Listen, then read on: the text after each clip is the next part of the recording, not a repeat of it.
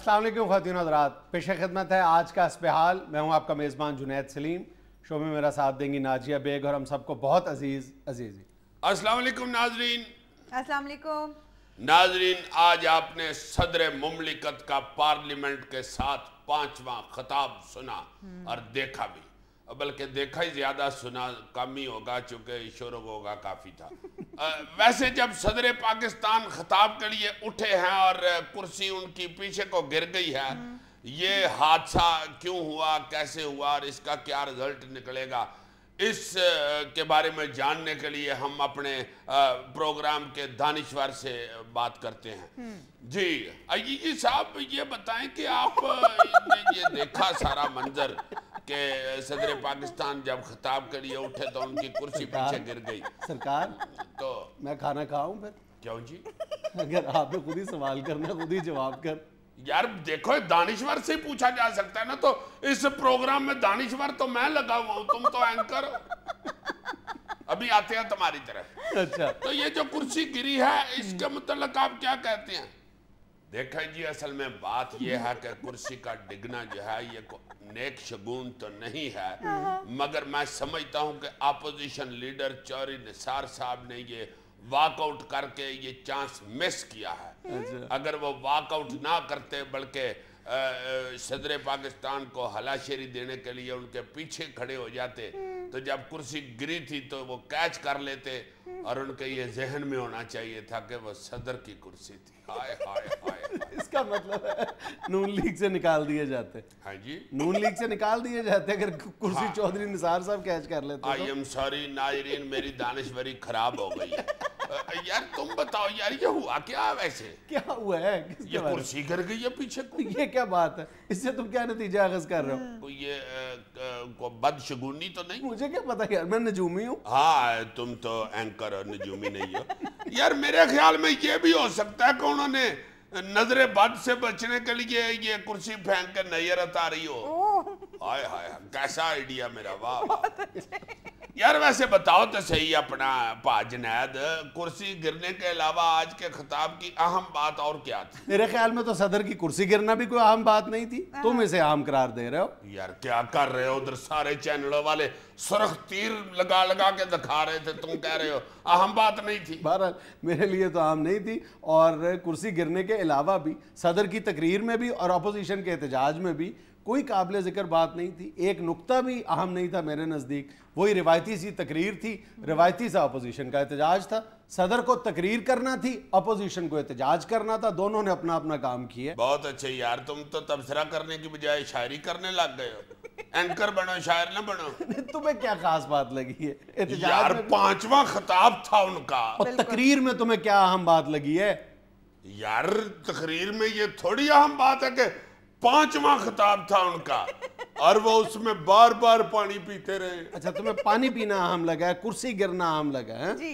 यार यार की नजर जहां तक है वहीं तक देखना है ना। एक नुक्ता है जिस पर बात की जा सकती है या अप्रिशिएट किया जा सकता है प्रेसिडेंट को, वो है कि अपनी तकरीर में उन्होंने बलूचिस्तान के हवाले से कुछ काबिल कद्र बातें की हैं जिनको अप्रिशिएट किया जाना चाहिए। उन्होंने बलोचों से खुले दिल के साथ माफ़ी मांगी है और उनको मुज़ाकरात की दावत दी है, लेकिन मुज़ाकरात की दावत भी पहले भी कई बार दी जा चुकी है। जो बलोच रहनुमा जो है वो बहुत बुरी तरह मुस्तरद कर चुके हैं, तो कोई नई स्ट्रेटजी तो उस हवाले से भी नहीं दी। लेकिन बहरहाल ये इतना ज़रूर है कि बलूचिस्तान मसले को इतनी अहमियत दी गई है कि सदर के खिताब का वो मौजू बना। ओके यार, ये जैसे सदर का खिताब जो है ये भी हमारी जमहूरी ज़रूरत है और आइन की ज़रूरत है और जमहूरियत का हिस्सा है। इसी तरह मेरा ख्याल है अपोजिशन का एहतजाज भी जमहूरियत का ही हिस्सा है। वो भी कोई बुरी बात नहीं है, मगर वो तहमीना दौलताना साहबा ने जो प्ले कार्ड लिखा हुआ था अपने हाथ में पकड़ा हुआ, वो सुना है फरदौसा शकवान साहबा ने पकड़ के फाड़ दिया। ये भी जमहूरियत ही है या ये दलेरी है? ये तो तुम डॉक्टर साहब से पूछो। डॉक्टर साहब ने तो अल्लाह ही पूछे।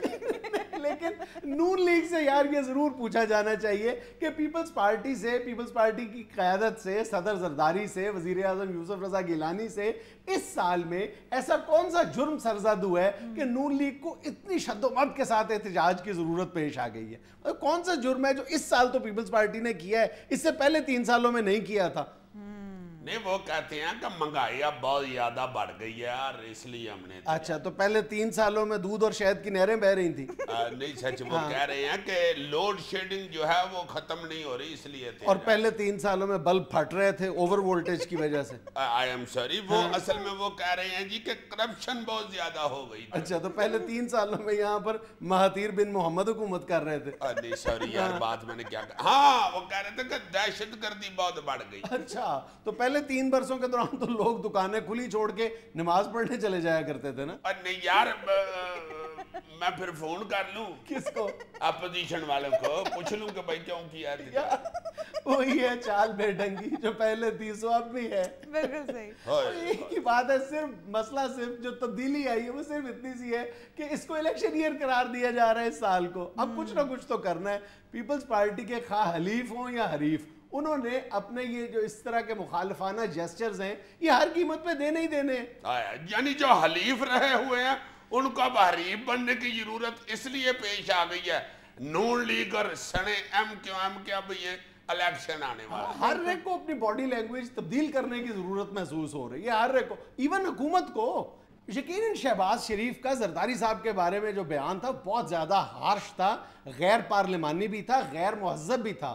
یہ کہنا صدر مملکت کے بارے میں کہ جی ہم سڑکوں پر گھسیٹیں گے, یہ میرا خیال ہے کہ بہت ہی افسوسناک بیان تھا. لیکن اس کے جواب میں آج جو لب و لہجہ, جو زبان راجہ ریاض نے استعمال کی ہے شہباز شریف کے بارے میں, وہ اس سے کہیں زیادہ افسوسناک اور قابل مذمت ہے. نہیں جی, راجہ ریاض صاحب نے تو آج کہا ہے کہ انہوں نے ہمارے صدر کو گھسیٹنے کی بات کی ہے.